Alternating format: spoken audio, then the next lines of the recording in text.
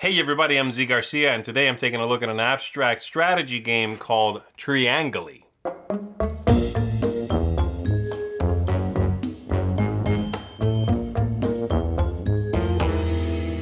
In this attractive and completely wooden abstract game, the players are going to be moving their main pawn across the board in order to control different areas. And you are going to be deploying your own pawns, removing and replacing your opponent's pawns in order to trap them, but also have more of your pieces in each designated area than your opponent and therefore getting a higher score. Let me show you how it works. We'll come on back after that and I'll tell you if I think that this abstract game feels innovative and if it feels engaging. Here we go.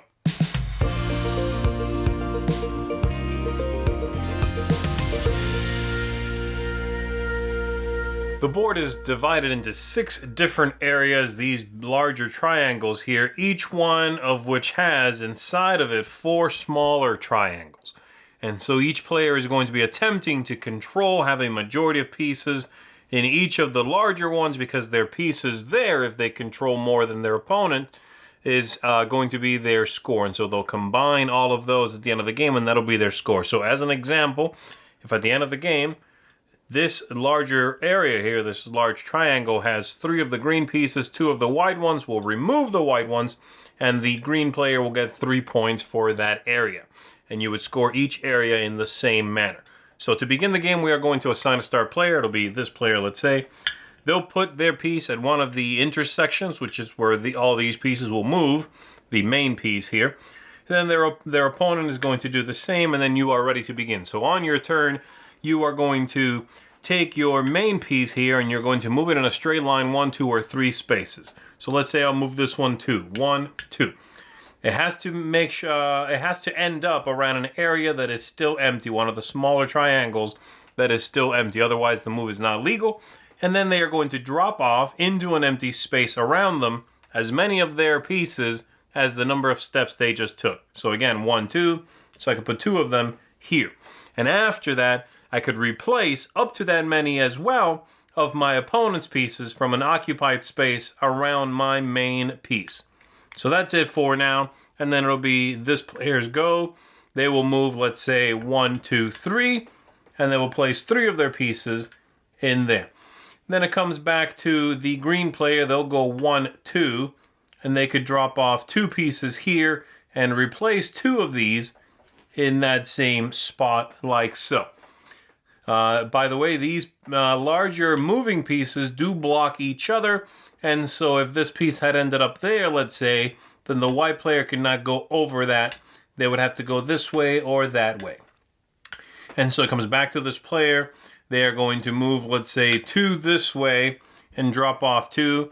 It's not always necessarily the best idea to move as far as you can because you are both using a lot of your pieces but possibly blocking yourself from mobility that you would like to retain in the game. So that's it for that. 1, 2. This player will play in here and replace both of these. Then it'll go back to this player who plays just 1. They'll play in here, and they will replace one of these with one of their own. And this continues, as you can see, with the board shrinking as you are playing, because you always must end up next to an area that is in fact empty. You could not go next to an area that is completely surrounded by spaces that are filled. And so the game very quickly is going to end. And once that happens, which is when a player has, when all the spaces are filled or neither player can make a legal move, then the game's over and we score the way I showed you, which I'll jump to in just 1 second here. I do want to mention that if a player cannot make a move, then they pass, and if their opponent can play, they go ahead and play. So it is possible for one player to have turns in which they simply have to pass until they are allowed to play again, either because their opponent gives them back some of their pieces or an opportunity opens up for them to move their main pawn to a legal position. And so just assume we've finished all of this, and I'm just going to go ahead and score what's actually on the board right now. So we are looking at each area here. This area has 4 of the white pawns, 3 green ones, so these are removed. This area here has 4 and 4, but let's change that just for the sake of argument here. So 4 and 5, which means these are removed. All right, I'm just grouping them for visual clarity. In this larger space, there's a tie, so they would all be removed. And then in this one, just green is there. And then you add up your score for everything that remains on the board. The green player has 7, the white player has 4, and the bout would go to the green player. And that is how you play the whole thing. Very simple, very straightforward. Let's go back up top and let me tell you what I think of it and if I think it's a good game. That is Triangoli, so let's talk about it. I'm going to use my target audience system here, though the first T in that target is kind of pointless when I'm talking about these abstract games because that is thematic ties and this game has no theme. So I'm going to throw it up there, I'm going to leave it blank, and we're going to move on, okay? And by throw it up there, I meant throw it up there. Okay, aesthetics, I think, are fantastic. The game is very attractive. I love these fully wooden, I almost feel handcrafted kind of abstract games. There is just a warmth and a beauty and an elegance to them that is very charming to me. And so this game is very, very charming and attractive. The box itself is something you kind of put up with from this company. This is what they do for all of their abstract games. So yes, it certainly takes some getting used to, but this is also the kind of game that you could leave set up in the middle of a coffee table or something, and it would enhance the ambiance. It looks that good, I think, you know. So yes, the box is not the best. It feels like it's supposed to be just meant for shipping, and maybe it is, but the gameplay and everything in it, the components are fantastic. The replayability, the scalability, no scalability, only 2 players. Replayability, I think, is great. This is the kind of game that evolves as you play, but I find some abstract games take that way too far. And they are the kind of game that are so subtle, that are so intricate, that you have to play 40 times, and then you might have a chance at beating someone who has played 100 times. I like abstract games quite a bit, and I've never said I'm good at them, but I don't think I don't want that kind of depth, you know. I don't want a game that is that hard to put my finger on how to do well.